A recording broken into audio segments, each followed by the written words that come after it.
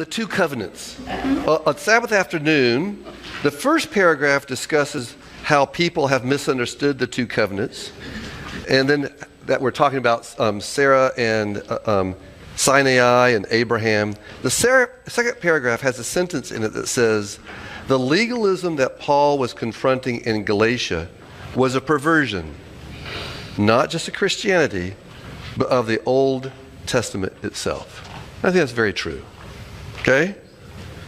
Sunday, it talks about the basics of covenants. Okay? A covenant is a various agreement into which God has from time to time entered into with man, Noah, Abraham, Israel. For example, and it goes on the new covenant, Jeremiah 31:33, Hebrews 8:8. And then talks about human covenants between equals or imposed between a superior for inferior. How many covenants did God make with humankind? I know of at least 12. Yeah, lots of covenants. Okay?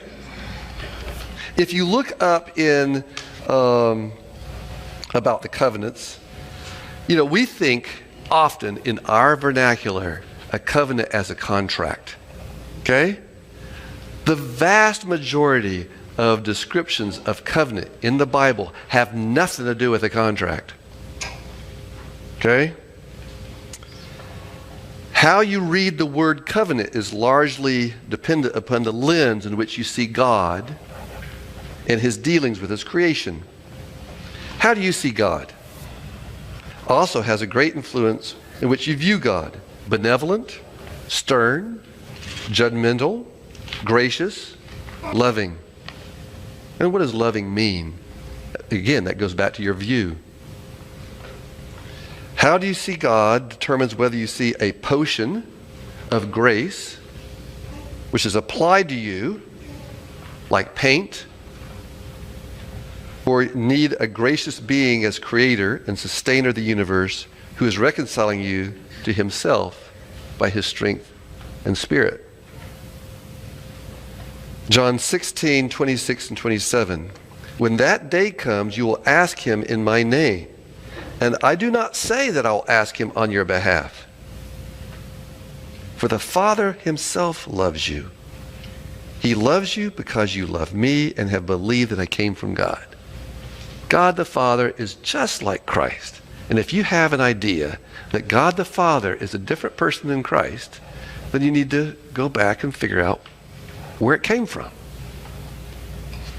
Biblical covenants. If you look up the word covenant in the King James, concordance, you'll come up to, I came up with 272. Now the study guide says it's nearly 300, and then I have nothing to quibble with them. The first listed as a covenant is Genesis 6:18. What's it talking about in Genesis 6? Noah. Okay? The second covenant mentioned by God, Genesis 9:9. What's that covenant? Noah. Okay? Made with Noah, all humans, all animals, every living creature. It was a promise that there would never be another flood that destroyed the entire earth. He gave a token of the covenant, the rainbow. Now, how much did Noah have to do in this contract to make sure the flood didn't come? Nothing. It was a promise. It wasn't a contract, it was a promise. How did Noah keep these first two covenants? The first covenant being the deliverance from the flood, and the second covenant being the promise of no new flood. Now the first covenant, you say, well, he kept it by building an ark. Okay? He did something. The second covenant, did he do anything? No. The bottom paragraph is a description of imposed law versus design law paradigm. Which way would you have written it? Let's move on. But what does it mean to keep? I want you to think about what it means to keep a covenant.